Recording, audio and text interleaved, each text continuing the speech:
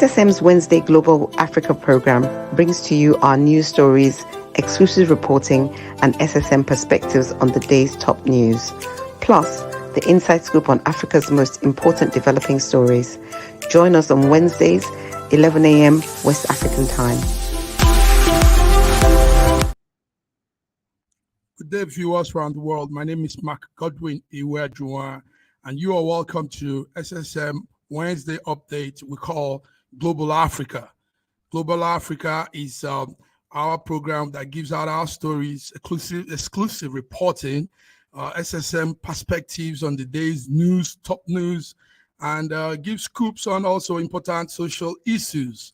So it is 12 o'clock here in Central Europe, and we know it's 11 in some parts of the world. It's 10, it's 3, and far away, Toronto, Canada, it's still morning, and we have George Chukwu with us. Good morning, my Godwin Iwejuwa, and good morning, viewers from around the world. Welcome to our show. Today is going to be a fantastic one.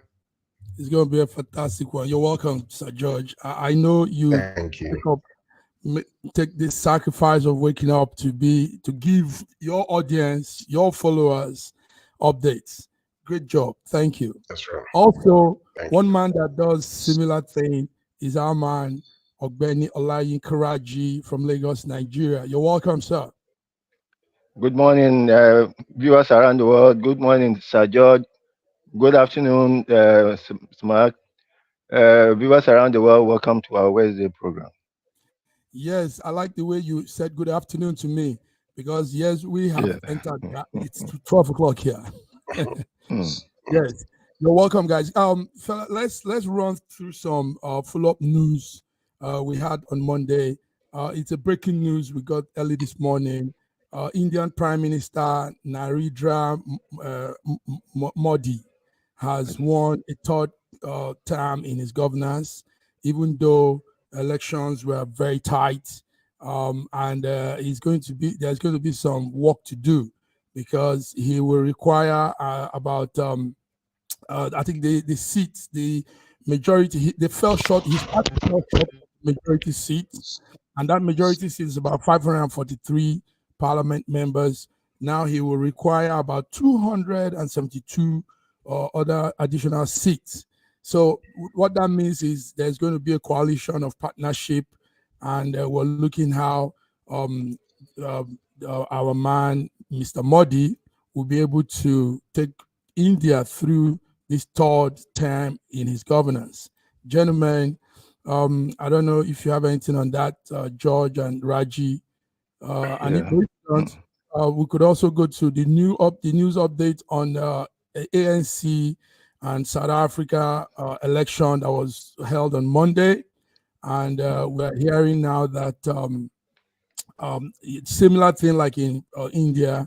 The ANC lost majority seats, so Cyril Ramaphosa will need to look up to some number of people to add so he can form a coalition in the governance. So two different countries, but similar issues playing out.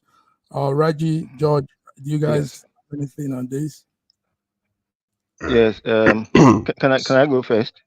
Okay, go ahead. I'm really happy. I'm really happy the results of both elections, and I hope that similar situations will happen across the world. It is unfortunate. It's really unfortunate in Nigeria's case that the APC has a clear majority and they can do and undo whatever they like. When a government has to come to coalition with other parties, governance is more robust. Governance is more engaging. Governance is more spread. But like in the case of APC can bulldoze its way through National Assembly and get whatever it wants to get done. It doesn't do for good governance. It prepares the way for executive rascality and bumbling dictatorship. I'm really happy what is happening in India, what has happened in South Africa. Now, with the government, Good one. they bring in Mhm. the best of luck. Mhm. Yes. Wow. You just broke it down, no, Raji. That's a good. George, Raji said something It's very a very good one indeed. But the coalition problem is that government. uh, Mhm. He said no, coalition. you see, Okay. listen. Number one, I am happy because the Indian Prime Minister won. He's been doing a Mhm. fantastic job. You know, he's very popular, though he did not win a lot of seats. But I believe that his presence there for the next how many years will also enhance because India is on a trajectory right now, and it's a very positive one indeed, where they are moving forward. And surrounding them, there's been a lot of diplomatic issues they're having with China. And the man that can handle this, he positioned himself as a world leader, and he's being respected in such a manner. So I'm glad about India because they're moving in the right direction. Look at what they have done in the past, since this man became the president. Now the problem we have in Nigeria, South Africa the same thing, but the problem we have in Nigeria is that if such a thing were to happen to Nigeria, let's just say we have a system where you can have a coalition government. The problem there is there are no ideological differences between the parties. Everything you see today as a bill in the House will pass because everybody is afraid. They don't even know any difference whatsoever between, whether you're conservative or a liberal or liberal conservative or whatever the case might be. All of them are like sheep with no shepherd heading in the same direction. Whatever that is asked, I have not seen one bill that they brought to the floor that actually had an opposition and it reflected in any way whatsoever. So that is the thing with regards to some other countries like India. Yes, India, because of religious, situations there, they might have a little bit of faction regarding decisions that are being made right now. One of the major ones they are facing is how to become a citizen because they're using religion to make a lot of Pakistanis and the rest of them to become a citizen, and they are fighting over that situation. So, Olayinka, I am sorry, but I respectively disagree with you because in our country, all of them are a pack of the same wolves, all in the same basket. Hmm. Pack of the same wolves, all in the same basket. While you were speaking, we have joined us from Femi, okay. London, UK. Femi, okay. Femi, okay. You're welcome to Wednesday Global Africa. Glad to be here. Thank you. Yes. Also, well, we can't be all men here. Masculinity. You know what I mean? So, so we have with us Adiva F.N.A. Akanu, also from London, UK. Fiona, you're welcome. Thank you. Glad to be here. Good. So, London is well represented today. exactly. And fortunately, we're not doing much of the foreign news because we really needed Femi, one of you, to give us that London update on election. Fiona, I heard you've also been chosen as one of those I'll be counting the vote.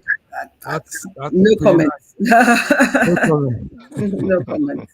Okay, guys, let's move on now. Let's move on to something serious. I Let's move on. I wanted to talk about the Indian stuff, but carry on. Go ahead. Okay. Go ahead. Yes, it's good to Yeah. hear. So I want to disagree with George. Of course, people think that Nigeria doesn't have any ideological things, but I say that Nigeria has a little to the left, a little to the right. The conservatives are the PDP, and the progressives are the APC. Now, with Modi, we have a situation where he has used religion to further himself in power. You understand? And the result of the elections is that basically that religious fervor and that fascism has been rejected. Of course, because the majority of Indians are Hindu, it's obvious that BJP will become the largest party, but they've lost their majority, just like in South Africa, ANC has lost their majority. But because he's the largest party, he's likely to form a coalition government.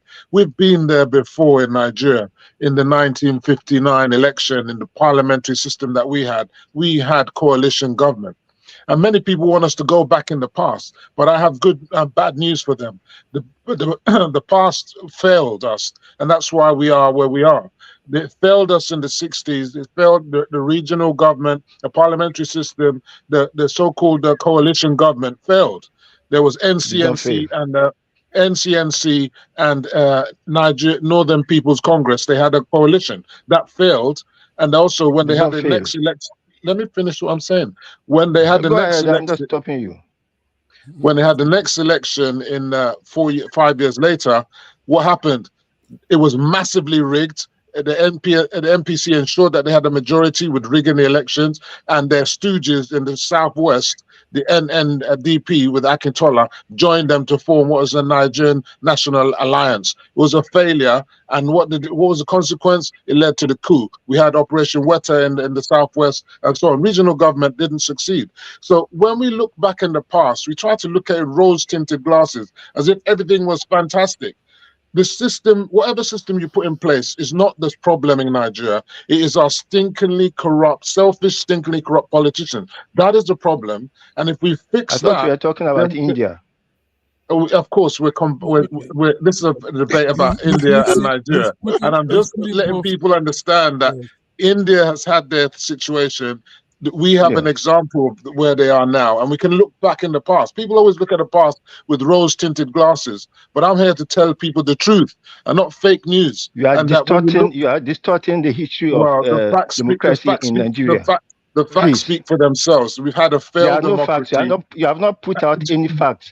You have Hold just put up personal opinions that have jaundiced. The facts speak for themselves. And if you want to look at it even further, go and look at the videos of what happened when the military took over. Can you go on with your Indian speech? I'm finalizing now. When the military took over in 1966, everybody was cheering and everybody was happy because they were fed up of that government and the corruption and the insecurity People and the cheer nonsense whenever there's that a happened change then. of government So in there we Nigeria. go. That's fine, no problem. Okay. Anyway, thank you very much, Femi. Femi, you listen. But a man of history. Yes. So whenever you talk about history, Olayinka will always come because he's a man of history. So anyway, I can understand why he's disagreeing. But anyway, let's continue. Let's continue, please. Yes. Let's continue. All right, guys. Thank you. But anyway, he did a good job. At least he brought it all together and gave some comparison. He did not. But let's look at our country. Something is burning now. We're waiting. I'm actually here waiting also for the outcome of the directive that have been given by the president to the Minister of Finance. Minister of Finance, Wale Edu, has been told to bring the figure, the real figure today. It's today, Wednesday. And I know Femi is also watching the update. Our President Bola Ahmed Tinubu, directed the finance minister to propose a new national minimum wage. And he says that figure will have to represent what the people want. So it's coming after a meeting at the Presidential Villa yesterday. And they had a meeting, negotiation broke down. And the meeting even had the Petroleum Corporation Limited CEO, that's Shell, and some other big personality in Nigeria. So, but the result, the conclusion was let the Minister of Finance go and put out what should be that minimum wage. So let me start with Fiona. Fiona, I know you're following news too. So what do you think? We're waiting maybe before 4 o'clock today, a press review will be given, a press statement. Okay. So first and foremost, I think that the expectation that a minimum wage figure will just, mysteriously appear after a meeting yesterday is, this is a work in progress and something that has been a discussion that has been going on for a while. I think for me, as opposed to us having everybody come to the table, let's quickly agree on what I think that this has to be, especially in the Nigerian context, I think it has to be quite a laborious task. I don't think it's something that we should just all get up the next day and agree on an amount and say, oh, this is perfect, and then everybody moves on from it. So I think that the expectation that any minister, anybody in the cabinet can just sit down, rush together some figures, and it's going to be something that's going to turn out to be a good product at the end of it. I think that's a big expectation. Of course, I realize that we have been waiting with bated breath to see where this whole minimum wage / living wage debate will go. But I think that if it's going to be something that's workable, especially within the context of Nigeria, that is quite a complex animal, I think it's going to take more than just a few people negotiating back and forth over a few days. We have, when we're going to have a change in minimum wage here, it's a series of things that happen, because it doesn't just have an effect on one thing. So I don't think that the meeting yesterday, the figures should come out today, and then everybody's going to be happy. I think it's far much more detailed than that. Thank you, Fiona. Gentlemen, ladies, let's give the Nigerian Labour Congress man a few minutes. Listen to what he said yesterday, and we'll come to this. George, we'll be taking comments from you right after that. Let's listen to this, please. Viewers, this is Ajero, Labour Congress headman speaking. Wait now. Yes, now that's it's nothing. There's nothing new here. That within 1 week. Is anything new yet? No, he's not saying anything new. We signed yesterday. And I'm repeating it now because it's from and you are disrupting him. This is camera. So for 1 week, that was our agreement. And even international conventions, they say you don't negotiate at gunpoint. So whether they thought that they were negotiating at gunpoint or whatever. So we didn't suspend, we relaxed. When our statement comes out, we relaxed our actions for 1 week. So that we can negotiate. Yesterday's meeting was a kind of mediatory meeting. And then we're going back to the appropriate organ that discusses wages. So we've returned back to status quo, ante alum. So the status quo was the 497 and the 60,000. So depending on good faith, we can move up and down to reach an agreement. But if not, another stalemate. So which means it's because of the 1 week. We have to take it off. Thank you. Want to say a special thanks to AIT, African Independent Television, for that clip. It's courtesy of them. So George, Raji, Femi, Diva, Fiona, we're hearing it from the boss's mouth. Now this was as at 6 p.m. yesterday. So, there was so much going around. Some people said they've called off strike, blah, blah, blah. Now, we've just heard from the man. This was at 6 p.m. yesterday. And today we're waiting for the federal government part of the update. So, but let's run with what we've heard from Joe Ajiro, Nigerian Labour Congress boss. Sir George, with what you heard, what do you think could be done? He says they are giving them 1 week. The strike has not been called off, but 1 week of relaxation. Yes, grace. Yeah, I think it's a good. I think it's a good grace that they offered. At least to get things back to normal again. People can go to work and all that while they're negotiating, which is very good. The government offered 48,057, and then from 57 they jumped to only how much? Only 3,000 naira to 60, which doesn't even make any sense to me. When a bag of rice is $87, when you convert that money into dollars or pounds or whatever, it's so minimal that you don't even know what to.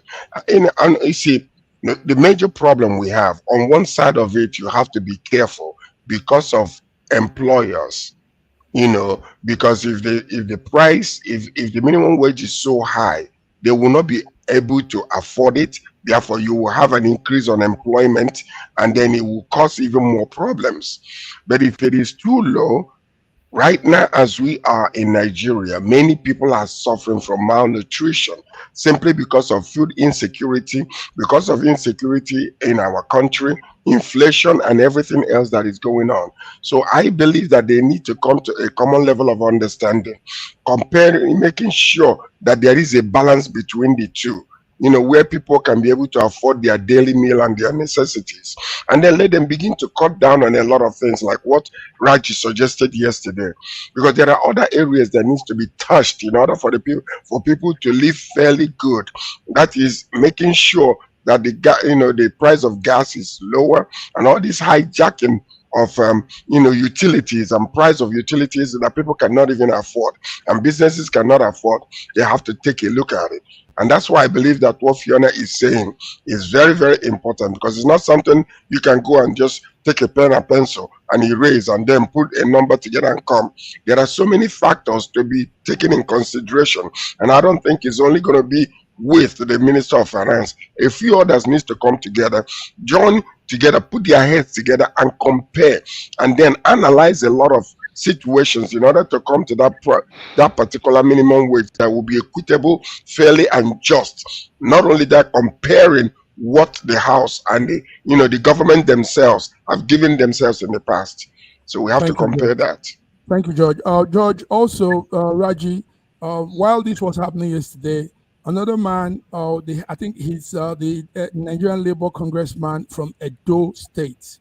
He was saying something that was very, very, very critical. He said, these people that make this policy don't get to see they don't experience what the average Nigerian experience. They don't buy rat food, for example. They don't even move around the road. They use everything government, and that man's words were real. He hit, I heard him speak, and those words were real strong. Raji, so how will somebody that doesn't experience the day-to-day life of the average Nigerian citizen now come to dictate what becomes the minimum wage, as we call it? Tell us, Raji. Now, so now, if I have to take it from this point, I'll be taking the case from the middle. I want to go to brass tacks. Listening to Ajero speak, I can see that he's just a thug. If he were very, very intelligent, we would not be talking about minimum wage. We'll be talking about all the things that makes that minimum wage so insignificant. Now, what do most people spend their money on? What we should be talking about is not about figure for minimum wage. Look, let us sit down together and discuss this thing as mature people, as humans who are really, really interested in the progress of this country. If I were to be part of the team for Tinubu, Ajero will not be speaking. He will be in jail. Because for anybody to have precipitated a shutting down of the national grid, that is a treasonable felony. For that reason alone, he will be in jail. And then all those who assisted him to do that will also be arrested and prosecuted. Then the issue of let's come to it. What I want us to be discussing, not a figure. Look, what are the things that could make that whatever figure comes out reasonable? Let government reduce the cost of fuel. It is now 800 in some places. When the government came in, it was less than 200. Can the government put it to 400 in spite of everything? Tariff on electricity. The deception of trying to divide us into bands and then steadily moving all the bands to the same band and charging everybody 220 something naira per kilowatt hour is deceptive. It's not right. It's dishonest. Let the government fix it at 150 for everybody. For those who require more power, because there's already a willing seller, a willing buyer arrangement. For those who need more power, I don't need 24 hours at 200 and something. If you give me 10 hours at 100 naira, I'm okay. But there are some people who need it. because they are industries and they don't want to run gen. So let there be a certain grade for them. They can be in whatever band they want. But for the general public, let not be more than 150 naira per kilowatt hour. These are two. Then the exchange rate.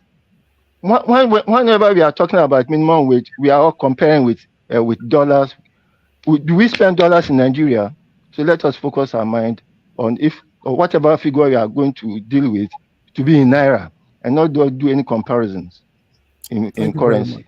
So from the get-go, I could see that even the minimum wage of 30,000 is not being paid by our government. The best you can get from government now is 70,000 per annum per month for as minimum wage.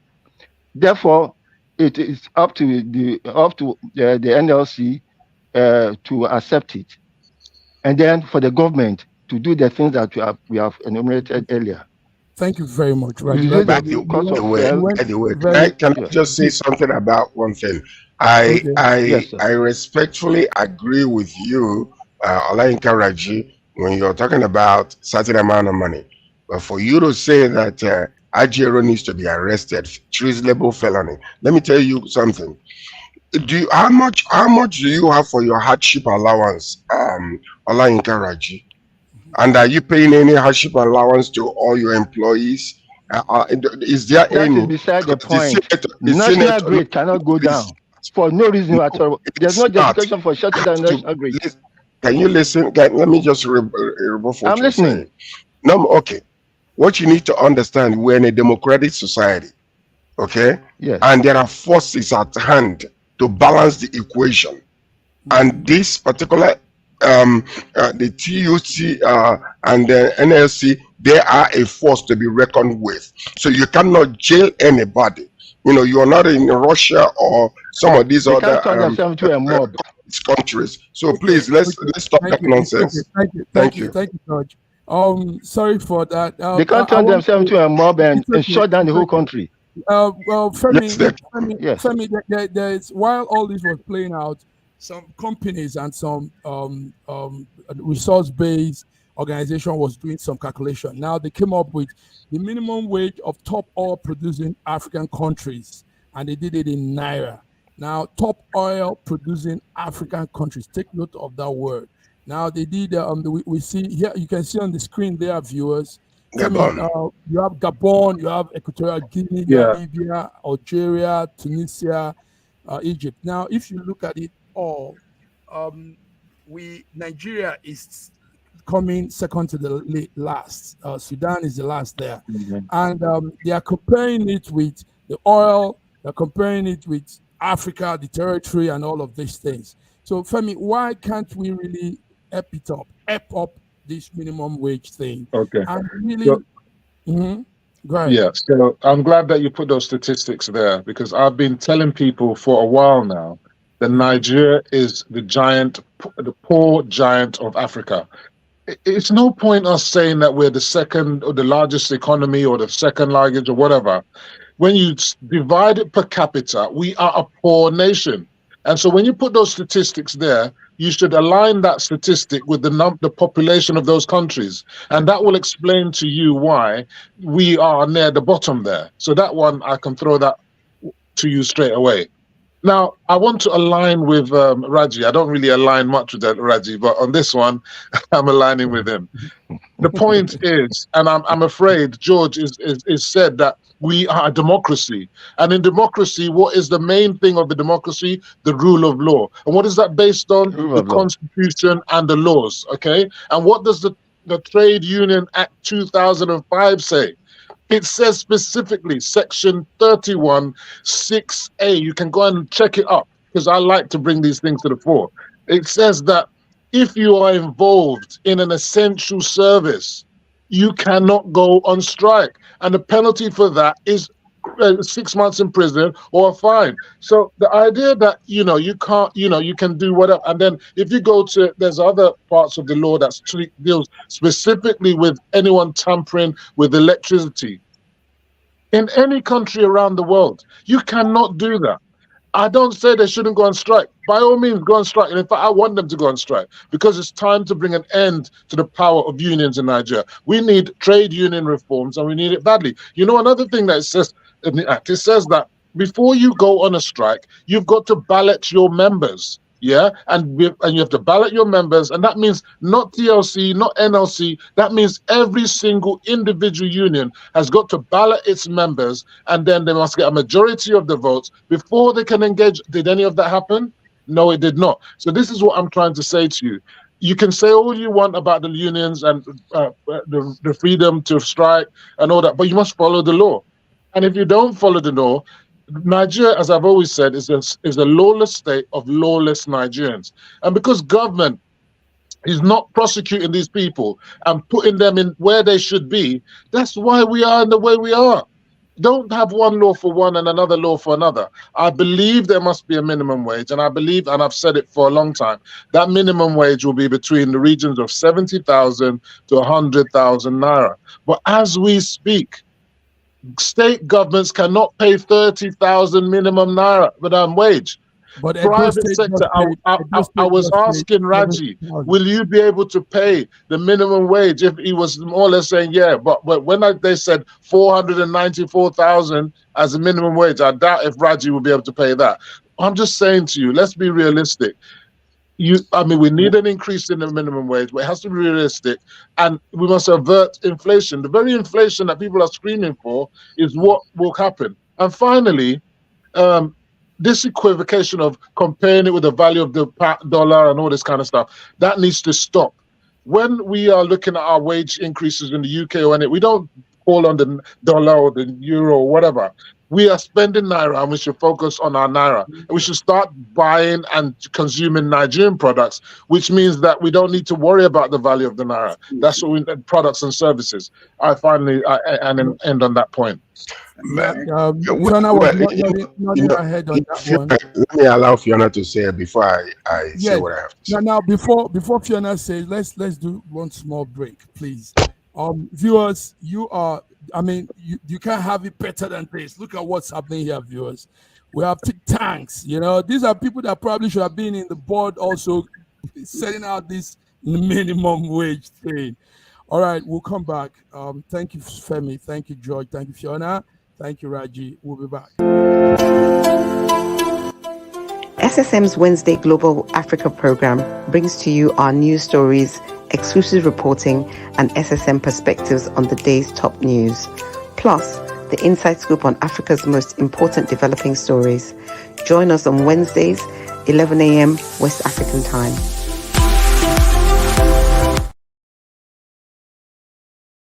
Nigeria, we hail thee, our own dear native land. Though tribe and tongue may differ, in brotherhood we stand. Nigerian soul are proud to serve our sovereign motherland.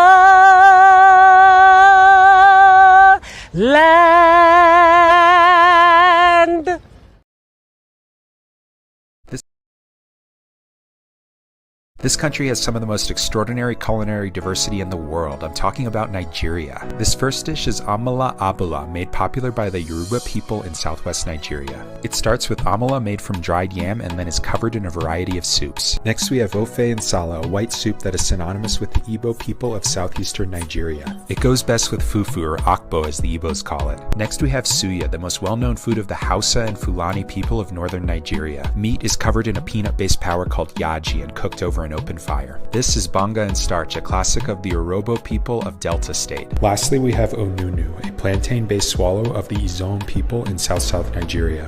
We are eating it with fisherman soup, popular throughout this whole region. And of course, we don't forget the jollof rice. This is popular everywhere in Nigeria. I think what makes Nigeria so great is the diversity of all the different people coming together. These beautiful ethnic groups living side by side, sharing culture and cuisine is what makes Nigeria such an amazing country to visit. Nigerians should be so proud of that cultural heritage pitch as there is so much more that unites than divides them. In a world where news flies around every minute, you need the ability to relate and connect with what matters and stay up to date. Schengen Story Media News Echoes is that. Yes, you're welcome back to our second segment of our Wednesday program, Global Africa.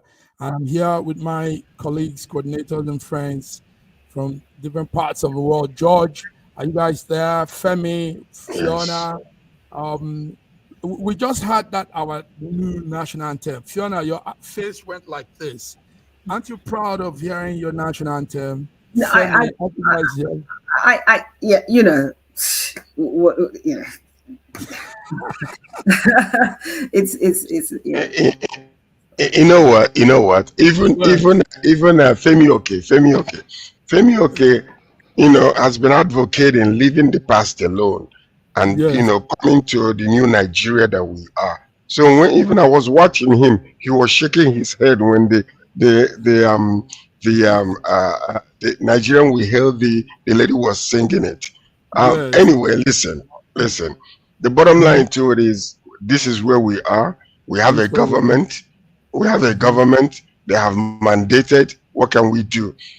So we have to inhale the poisonous thing that has been given to us. It's okay.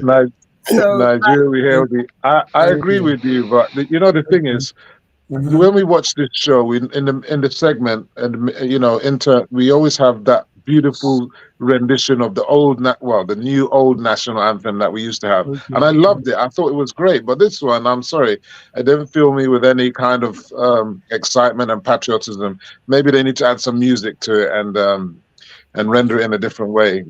I'm not really feeling it. I'm sorry. Okay. That's true. Thank you. All right. Maybe Raji's loving it. Raji's the old man. He might be liking the past. I don't know. No, how could I? No, Femi, I take exception to that. I'm not an old man. I'm a very young man. Let's get that straight. Now, talking seriously. We do not have tribes in Nigeria.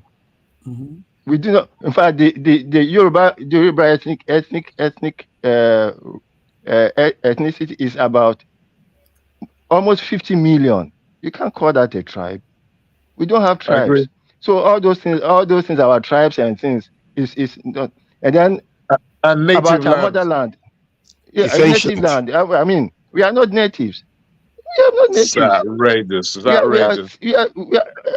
Yes.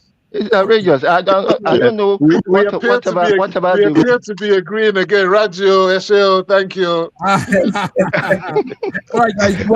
Honestly, I don't know what our leaders are taking or smoking that made them want to go back to that ancient.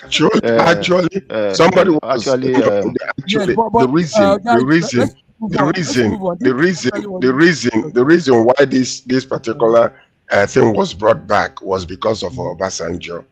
Obasanjo was under the regime of Obasanjo that the new national anthem came. So now, because we saw that there has been a little squabble between Obasanjo and our current president, maybe that's why he made a decision. I don't know. I'm just suggesting. Conspiracy theory. Come on. Let's welcome Bidi Nana from Lagos, Nigeria. Bidi, it's good to have you in the show because we've come good day, everyone. Wow. Our viewers all around the world. Thanks for having us again today. These shades are intimidating. Yes. I was just coming out from the program, and that's what I was putting on. Good. I think BD must have had breakfast today. I think she did. I had breakfast and lunch. Femi did well. He did your wow. Yes. Femi did well. Thank you, Femi. Okay, we want BD to always have breakfast and lunch, and every Nigeria to also have breakfast and lunch. Now, this is where we're coming to now. No, guys. Come back. You and me. I've said it. Just come to Nigeria. Listen, you and me. I'm going to spoil you. Okay. It's a sober. It's a sober moment we've entered now, and I want you all to be part of this. Viewers, we want to discuss something very, very, very important. While all these minimum wage it's going on, light breakdown and all these things. There's something more serious happening, guys. And before we start, I also want to warn that the images you might be seeing might be distressing to some people, but we just have to show these things. This is the only network where we can do this. So, fellas, there's an organization called Doctors Without Borders. And yesterday, the Doctors Without Borders said it's an alarming rate, the number of malnourished children. It's becoming life-threatening recent weeks and days, and the figures are jumping like crazy. Like, I mean, you won't believe it. So I want us to, this is going to be something we're going to dive in for a more longer time, because most networks are not saying this. And these are our people, these are our Nigerians, fellow Nigerians, young children, little babies, and they are dying of hunger. They are dying of starvation. Children wake up in the morning, no food to eat. Mothers and fathers have nothing to give to their children. Nobody has anything. The state government, the local government don't have provisions for social provisions. At least bring noodles, pasta, these little things that could be available are not there. Now our children are dying. Immediate action needs to be taken, and nobody is taking those actions. Lives of children are in the balance now. Everyone needs to step up. We need to talk. We don't need to see this happen to our children. So, guys, I want us to talk about this. This came out last night. The organization in French is called Médecins Sans Frontières, and it is Doctors Without Borders. And they are shouting. Imagine foreigners are the ones coming to tell us what's happening to our children, to our people. And we're not in war. It's not a Biafran war season. It's not a civil war. We are in a normal state of a nation, but people are dying of kwashiorkor. Children have no food to eat. People are, waking up without nothing. Children are having bloated stomach because they are nothing nourishing in that body. And like the image you see now, this is an image of Biafran war. This was what happened in 1967, 68, 69, 70. Igbo Southeasterners were killed in numbers, died as a result of malnutrition. And that was how you have the story of the stockfish.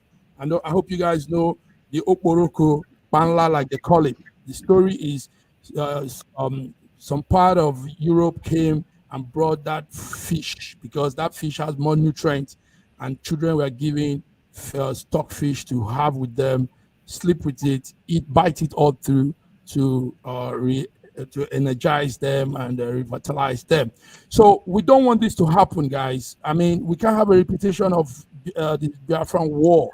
So let's talk about this. How can food be brought to these children that don't understand what the politics is saying? They have nothing to do with all these minimum wage, all these things people are saying. Right in the heat of all these guys, we see what our president, the APC government is doing, spending money to travel around, doing things. We saw handouts that were given out in this tribute for the 1-year anniversary, phones and phones and gadgets and iPod and everything were shared among people in numbers. Meanwhile, children are dying of hunger. So this is it. This is our focal point for today. George, let me start with you. Well, I've been following some of these announcements and news regarding the malnutrition of our children. You see, the worst part of it is that we don't have any measure of our statistical analysis, and that's why everybody, every park, every village, every city, houses, somebody might die, they just go and bury the person. There is no data collection that will actually give us an accurate analysis of what is really going on. But when these Doctors Without Borders, when they come and they begin to see some of these things and compare it with other nations where they have been, that's why the alarm is being sounded over what is really going on. We need to wake up, honestly. We really, really need to wake up, because we are, you're talking about giving out iPhones this 90 billion that was budgeted for, for Hajj, if you were to use it to buy chicken and rice alone, I know how much, most of these children could be able to get a little bit of balanced diet in them. Part of the reason is because if they keep on eating, carbohydrates without any protein or any other, that's why their stomachs are growing like that, and that's why you see this. So I'm not quite sure whether this picture is an accurate picture, because the picture could have been taken anywhere else and brought to us. But if this is the case and what they are reporting, is accurate, it is a sad day in Nigeria, honestly speaking. George, the picture is accurate. Our hearts. It's accurate. It's coming from the north of Nigeria, where the famine, the hunger is hitting the most. But before we also go on, we want to say that SSM, Schengen Story Media, we're setting up a charity fund starting from today. And I'm putting in, to start with, from me, I'm putting in €100 into that charity fund. BD will be on ground for us to see how we use that charity fund to help some people eat, at least. Let them eat food. I mean, they are not asking for too much. These children are not asking for clothes. They're not asking for any other thing but eat something in their body. So €100 starts this project. BD will be on ground to help us distribute, and this is the part we're playing. Let me hear, Fiona, how do you feel when you see, I mean, your dad, you told me your dad was involved in Biafra. He did some things for the southeastern side, and he told you how people were dying, numbers, children were dying because of food, nothing. People were eating grass, people were eating anything they see just to put something in their stomach, but they had kwashiorkor. So how do you feel when a repetition of that might be looming in Nigeria? So, I mean, this expose that Médecins Sans Frontières has done is really quite alarming. I think some weeks ago I spoke about, I think there was an outreach where food was being given to people in Lagos. And I said, well, this is actually quite interesting because they're distributing food and it's not war times, and see what's happening. So it's actually quite sad for me that it has gone full circle and it's come to this situation. Of course, anything that's going to bring about food stability is something that's much needed, and in terms of affordability at the point of need is very important. So, which kind of ties back into everything. But I think, and I know this is going to sound really off key, and I know this is going to be not politically correct. However, I also think that there needs to be some fundamental education being done at the grassroots. We need to, because I have 2 children, and I can tell you that even that experience has not been cheap.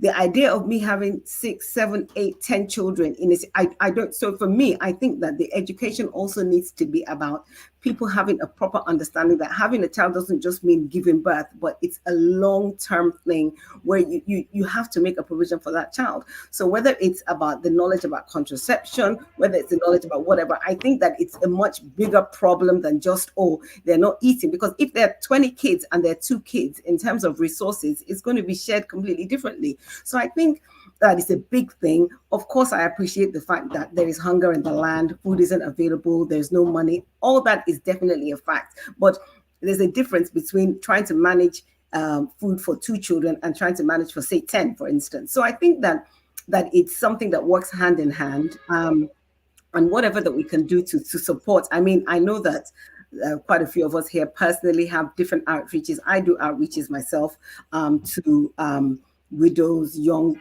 people, etc., etc. So I know that we all have things that we do because we are the social service system that Nigeria lacks so much. So I think the incentive from SSM that's coming up is really great, and I'll support that in my own way that I can. So that's it. Thank you very much. Raji, before we come to Femi, Raji, you were old enough to understand what happened during the Biafran War. And now we're not in a war. Nigeria is not in a war. I mean, it's stable. Believe me, this is the best moment for Nigeria, but people are not well nourished. Somebody said, when you just touch somebody, you just hit somebody, you know, the person falls and collapses and dies even. So, and I was telling them it's because that person he hasn't eaten, he's not nourished, you know. So any slight boom goes away, you know. Raji, what would you say about all of this? It's serious. See, my own major concern is not so much as whether the person is malnourished or not nourished, but a person who did not have the basic nutrition while growing up. When he grows up, he's essentially mentally retarded a little bit because he didn't have the ingredients, the nourishment that he could have used to nourish a full system. So it goes beyond what you are just seeing now. But all these minority children are going to grow up, and just imagine the kind of society that we are going to have with those people who are malnourished from birth. I also would want to agree with Lady Fiona about education. I went to my village, and what the children were crying about was that they wanted to go and eat indomie. And I wondered, what has happened to sweet potatoes, which is our main product in the village? Why are children eating indomie? There's no nourishment in indomie. Therefore, we should also curb our laziness, because most of us have become so lazy that we are willing to just put a pack of indomie in water and feed our children. The simple method of 1 egg a day for if two children could share an egg a day, it's enough starting point for nourishment for children. So whatever thing SSM is trying to do, I want us to put in that system, an egg a day, or have an egg a day for a child. That would be a very good starting point because egg contains the full nourishment, the full protein, the full nourishment that a child needs for proper growth. Thank you very much. An egg a day. That's a good Can we see? I'm just wondering why Raji is saying that people are lazy and that they're not cultivating their land when they go to the farmland. And look at places where most of this malnutrition is taking place. It's in the north central area, Yobe, Adamawa, and all those areas. These were our main farmers before, until the plan to eradicate them from their land has been going on. Can you just imagine what is going? Okay, these people, when they go to their farmland to farm right now, you know, they don't even know whether they're going to be kidnapped or what. And you're talking about them being lazy. Oh, I don't understand about them. I'm talking about my village. I'm talking about my village. Oh, you're talking about your village? My village, yes. Okay. I know about the war of attrition going on around the Middle Belt, yes. Yes. Femi, shouldn't our focus, APC, the way it is now, also, shouldn't we just really focus? Because I know you as a farmer, I know you told me you have some farm project going on. Shouldn't we really focus more on this agricultural thing, like Obasanjo's military tenure did with the Operation Feed the Nation, and he really intensified plant, people going to farm, you know, anyhow it could be mechanized farming, local farming. Femi, what do you think? I mean, this hunger thing is serious. It's serious. Well, you know, on the many platforms I've been pushing forward many projects that people are doing in Nigeria right now on farming, and many people are making lots of money in farming right now. And farming is really the way to go when you're talking about hunger. But the problem with Nigeria, I might be sounding like a broken record, but you know, people, I'm sorry, I know George might not like this. A lot of the Nigerians are indeed lazy, and look, many of the people who are suffering from this malnutrition, if you like, and not even in the North Central and so on. They're actually within the cities. They're in the cities where people are not have got minimum wage or whatever, and they can't afford to buy food. You understand? So those ones living in the cities, they can't go to the farm. Can they? They don't even have a land. They're living in a flat up and down. You face me, I face you. They haven't got anywhere to do any farming. You understand? They're living in the city. They're not working. They're suffering and whatever.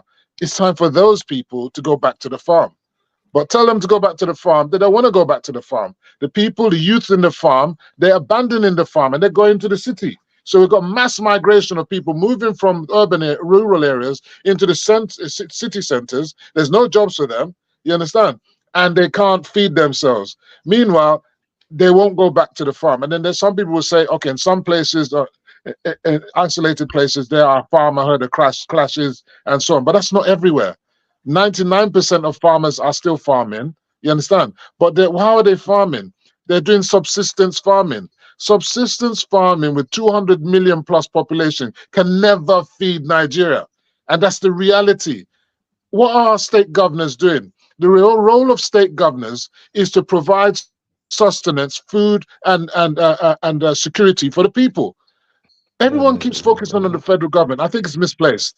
State governments are not doing their duty in providing an enabling environment for people to go back to the farms, to create the mechanized farming and all the auxiliary services so that they can grow the food for themselves. So if you can't feed yourselves in Ogun State, you should be looking to your governor and your commissioner of agriculture. If you can't feed yourself in Abia State, focus on on Governor Oti and the Commissioner of Agriculture.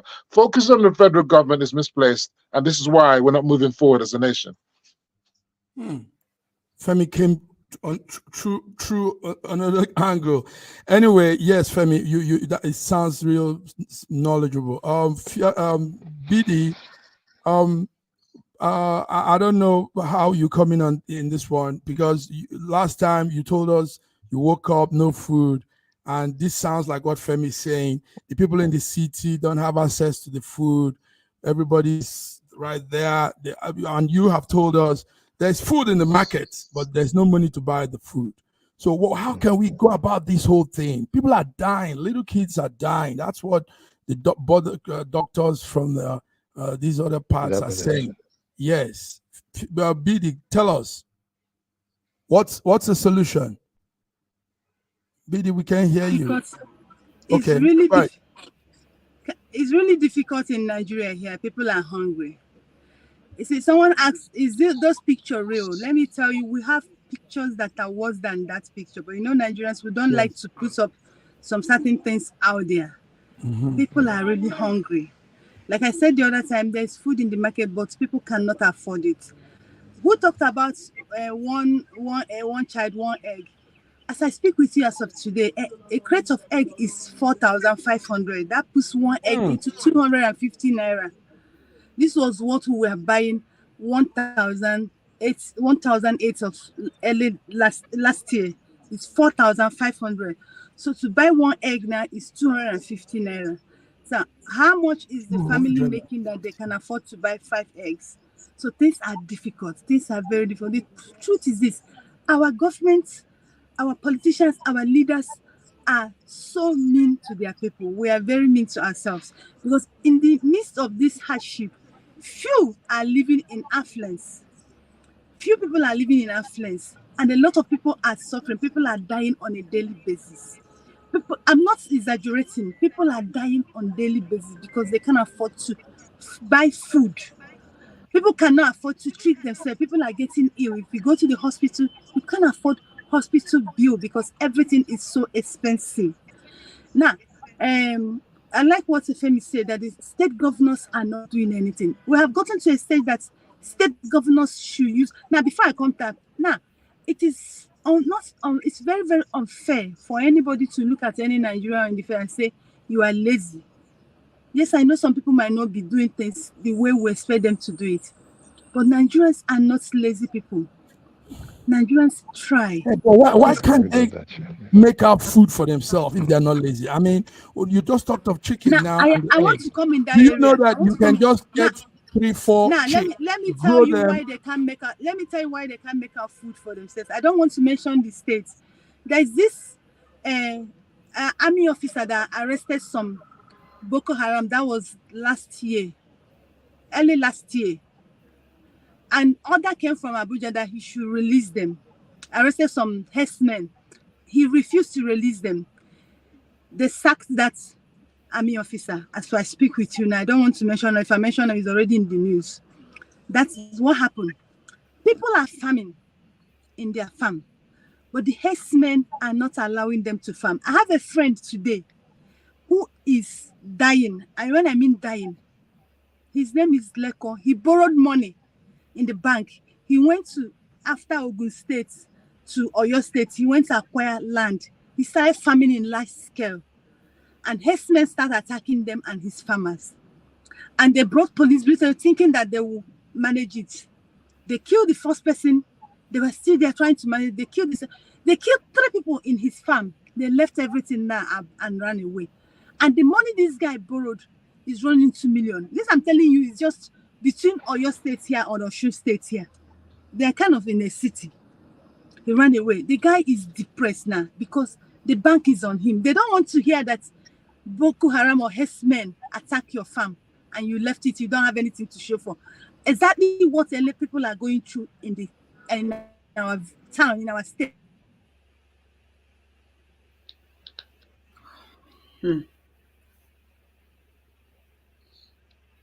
Fiona, wipe your tears. It's okay.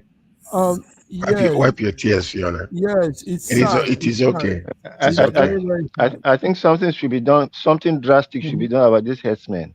Yes, it's sad. When very drastic. Now, I don't know why it is so rampant. Fiona got emotional, viewers, because it's just I just because I've seen this happening. It's happening in my state. I've seen people who have cultivated cassava, etc., and I've seen the videos. It's not a Photoshop anything. I've seen the videos where these animals are literally just eating their crops, as in literally just walking through and just eating them.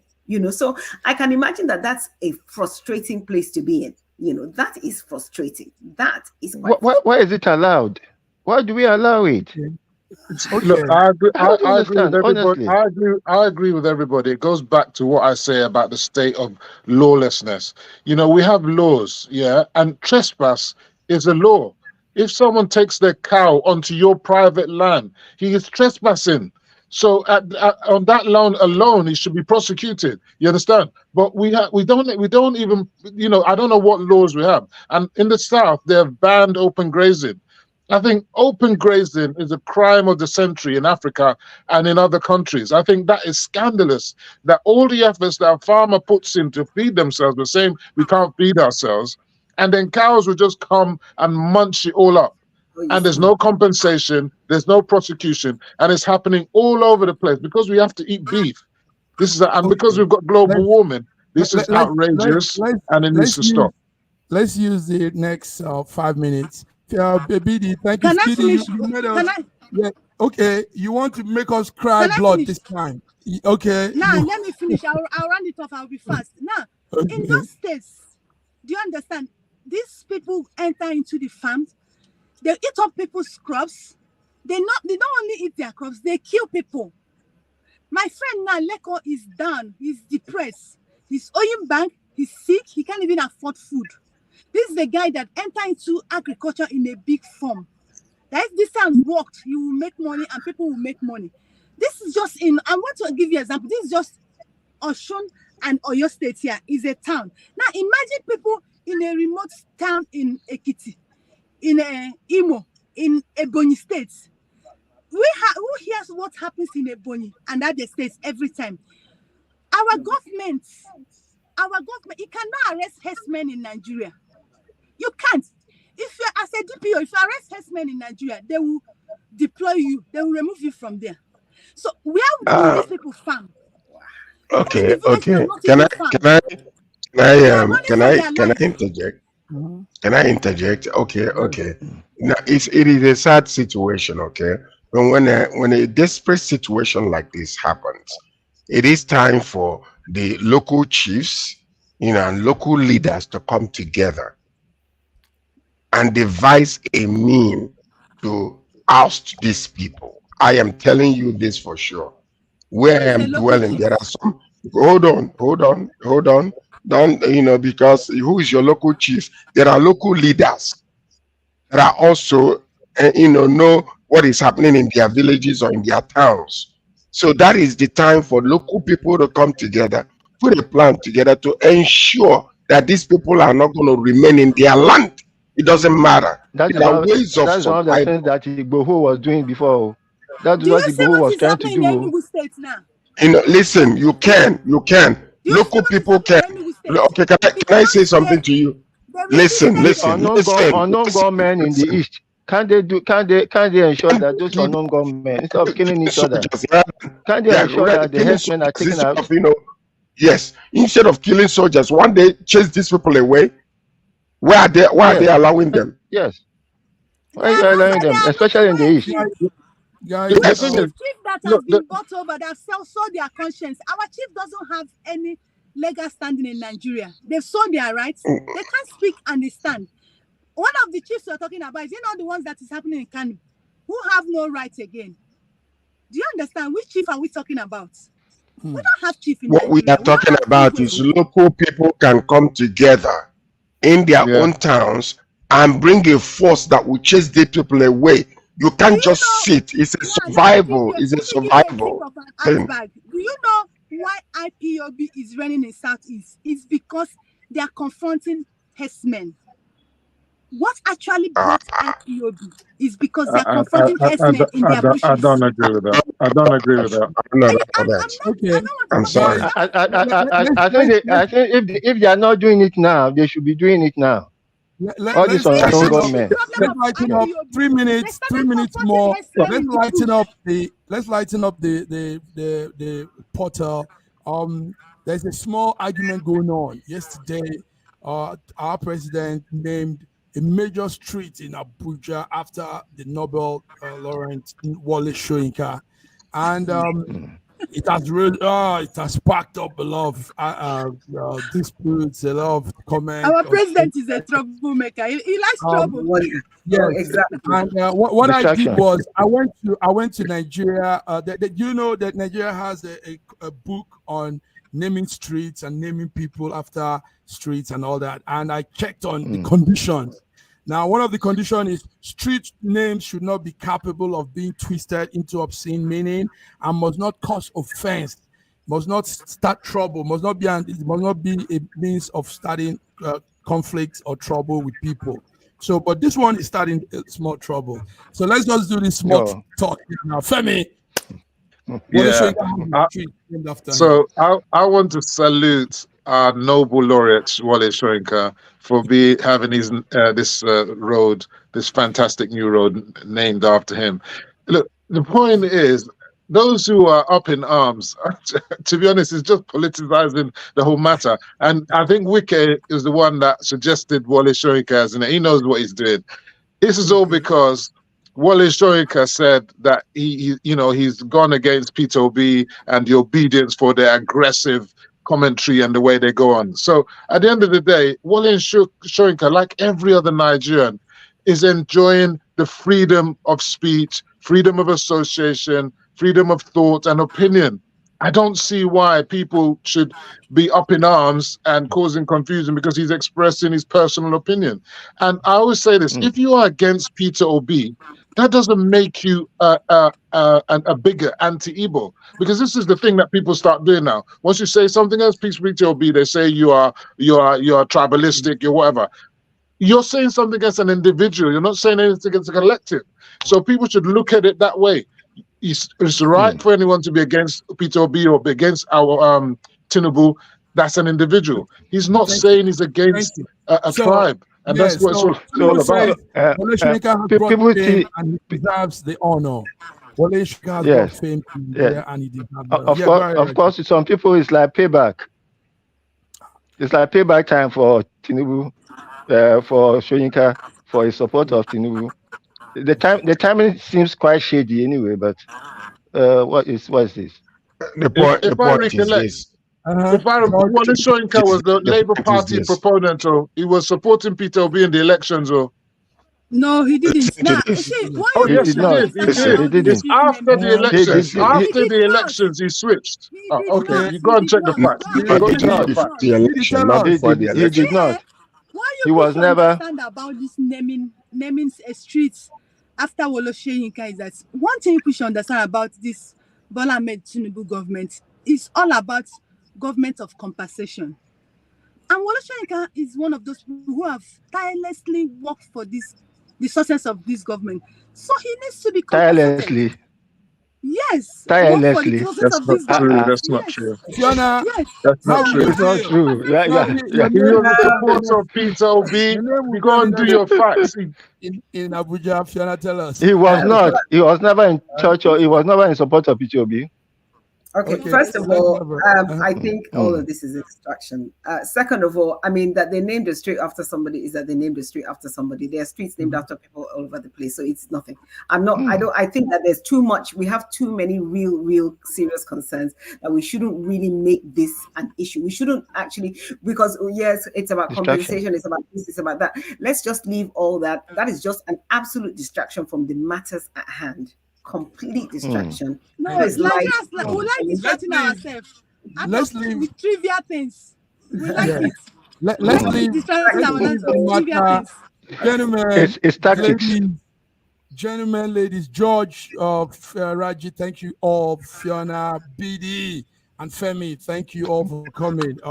My Godwin, I want to match you with your money. I will match you so that we can help the needy in Nigeria. And I think everybody else should also do their own little contribution if they can. Okay, thank you very much, Femi. So we'll be putting it. What we'll do, because BD is on ground. BD also had that initiative before, but BD, this one is SSM. It's not your initiative now. So, but what we'll do is use you on ground as the manpower, to put out this plan. SSM Better Nigeria. SSM Better Nigeria. So a poster will be coming out, a jingle will be coming out on this. We're going to raise funds. George, you're taking it around Canada. Let's save our children in Nigeria. Let's save these little kids that don't understand all of this politicking that they're playing with them. Let's save future generation. Let's do something and make people look healthy. So George, you're taking it in Canada. Fiona, you're going to take it in your place too. And Femi has come in. I'll put out the names, I'll put out the posters, and we'll run with it. Thank you all for coming. It's been SSM Wednesday Global World News Update. And listen, viewers, this is it. You can't have it better than this. Nigerians in diaspora, Nigerians back home, come together to update ourselves on all currency that affects us. So until we come again on Friday, have a beautiful day. Thank you, guys. Thank you, Femi. Thank you, Fiona. Have a nice day. SSM's Wednesday Global Africa program brings to you our news stories, exclusive reporting, and SSM perspectives on the day's top news. Plus, the inside scoop on Africa's most important developing stories.